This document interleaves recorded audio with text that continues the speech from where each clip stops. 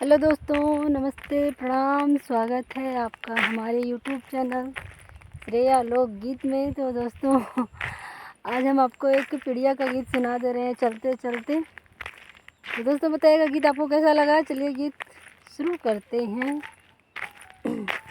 जेवना ना जेवे संजय साजना जा जिया की सज के संजय ना उड़ी चलना आकाशमा की सज के संजयना उड़ी चलना आकाशमा की सज के संजयना एक फूट उड़ना दूसर फूट उड़ना तीसरे फूटमा संजय गिरना पतलमा तीसरे फूटमा संजय गिरना पतलमा तीसरे फूटमा रोवे मेनका समझावे इंदिरा गांधी की चुप हो रहना संजय हो गई ना सपनमा की चुप हो रहना संजय हो गई ना सपनमा की चुप हो रहना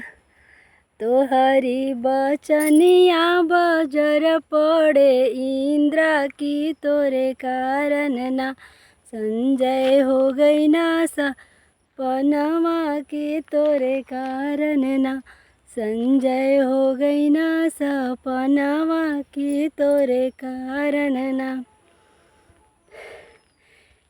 गेड़ुआ ना पिए संजय सजना जहाजिया की सज के संजय ना उड़ी चलना आकाशमा की सज के संजय ना एक फूट उड़ना दूसर फूट उड़ना तीसरे फूटमा संजय गिरना पतलमा तीसरे फूटमा रोवे मेनका समझावे इंदिरा गांधी की चुप हो रहना संजय हो गई ना सपनमा की चुप हो रहना तोहरी बचनिया बजर पड़े इंदिरा की तोरे कारण ना संजय हो गईलन सपनमा की तोरे कारण ना।